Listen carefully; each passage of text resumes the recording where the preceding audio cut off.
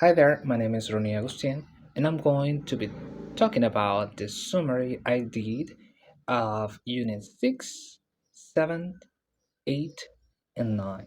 And let's start with Unit 6, that is talking about syllables.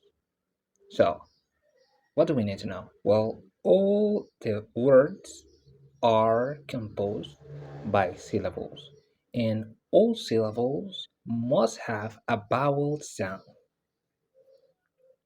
So, um, syllables, there are some terms that we need to know about this, as for example, there's an onset, the nucleus, and the coda. For example, the onset is the consonant sound that is in the beginning of the syllable.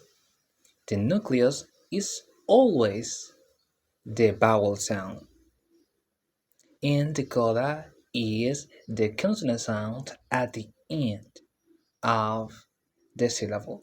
But you can find some syllables that doesn't have a onset or doesn't have a coda. In these cases, the for example, if the syllable doesn't have a coda, it means that the syllable is open, and if it has a coda, the syllable is closed. But another thing that you need to take into account, for example, that they are syllables that just have the vowel sounds. So this is something important that you need to take into account too. So for example, in the word cat, the letter C is representing a phoneme. But in this specific word, the C is the onset, and the T comes to be the coda. The A in the middle is the nucleus. So in this it's just a representation. So another thing that you need to know, for example, is that the nucleus can be just one vowel, or can be a diphthong or a triphthong. But just remember, we must remember that the diphthong are considered just one vowel sounds. Even though they are two vowel sounds, they are considered just one. So let's go to the next unit because the video is getting a little too long. And let's see, we have here the phonetic transcription. Well, what is a phonetic transcription? We need to know many things about this. For example, they are at least 43 to 44 sounds in English. This include the vocal sound, the vowel sounds, and the consonant sounds. So, the vowel sounds, we have talked about that in other videos, and the consonant sounds have some, interesting features that we need to know. Uh, for example, all consonant sounds has a counterpart. This is something new that I learned in this unit. For example, what is a counterpart? I mean, for example, for example, the counterpart of a consonant sound is when a different consonant sound is almost the same.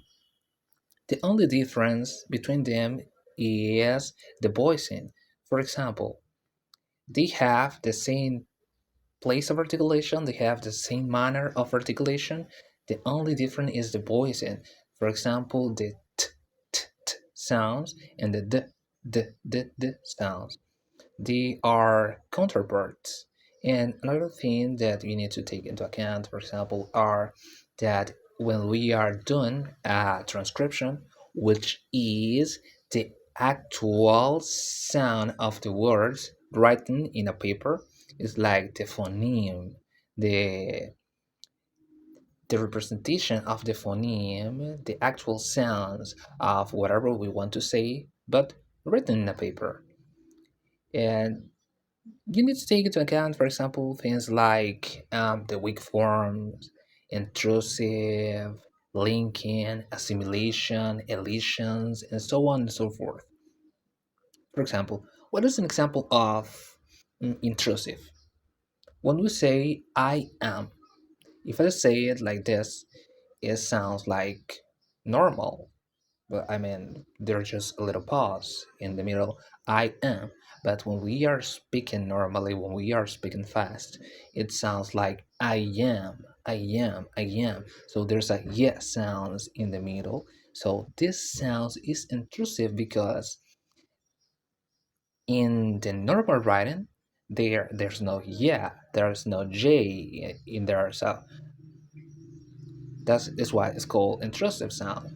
There are also sounds like, for example, the assimilation is something that interests me too. For example, when we're talking about assimilation, is like in the word in Barcelona. For example, in is written like I and N. So, but when we go to the transcription, because Barcelona is a voice sound, because Barcelona is a voice sound, and also because Barcelona has the place of articulation of this phoneme is bilabial, then the N is transformed to M. So they have the same starting.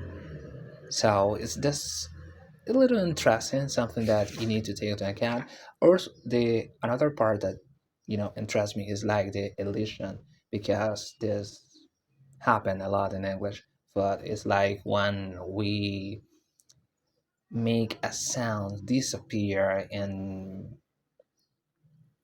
a sound disappear, and, and yes, whatever. Another thing important in English is you need to pay attention to the stress of the word, because this stress can give you a gist or an inkling of the meaning, or some sarcastic way of speech or whatever. And for example, another thing that you need to take into account, something that I have said a lot, whatever, is, for example, the stress is present, or is normally present in the meaningful words. What is meaningful words? It's like the verb, the adverb, the nouns, the adjective. Those are meaningful words. They are different from pronouns and things like that. Single vowel sounds, single phoneme sounds, like monosyllable sounds. The So let's go to pronunciation. Let's see, pronunciation. What we need to know about the pronunciation? Well, pronunciation is talk about how our voice goes, how the voice goes up and goes down when we are talking, and this pitch, I mean, this peak, uh, that refer to the highness and the lowness. This is called pitch. It's like music. The intonation is like music in the pronunciation. And also, another thing that we need to take, that we need to notice is that, for example, the intonation can open, how I mean, can give you some sense of meaning and some sense of attitude. For example, this is what we call patterns of intonation. For example, when we rise our voice, or when we fall and rise, or when we just fall. In some cases, to express a statement, to state facts, or for asking questions. And the meaning is referred to the grammatical functions And the attitude it refers like to the emotions when we are speaking. For example, if I say I got it, or if I say I got it. So the intonations can give you gist of our feelings and whether, you know, this is what is referred to. Let's leave it at that because, and also another term that I like to introduce here is the deboising. Deboising. This is sounds interesting to me, and specific the part that says that when there is a pause, or if we produce a voice sounds at the end of a sentence, then these voice sounds can become on voice. This is pretty interesting. And let's go just to end with this with the accent and dialects.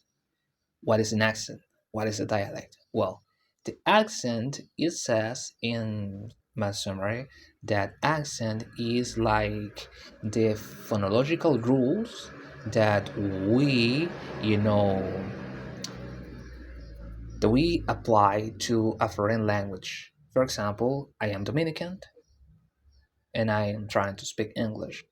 And if I don't, if I'm not accustomed to pronounce some words, I may like bring the Spanish accent to the English language. So this is accent.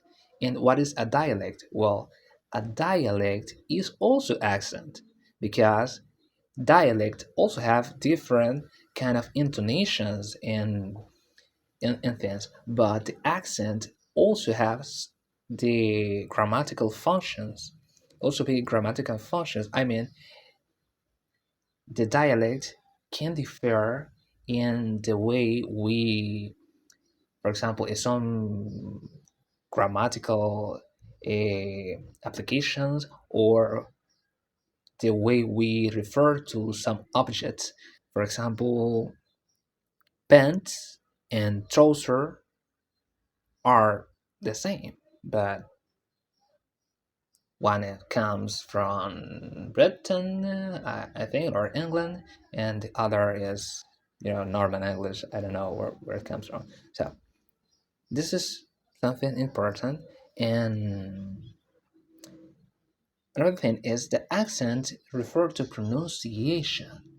It have to be with the intonation, the characteristics that we give to the foreign language that we are trying to speak. And dialect is more like pronunciation also, and have something with the accent, but it also includes some vocabulary and grammatical functions that are also important. That's it for me running out, Professor Borla.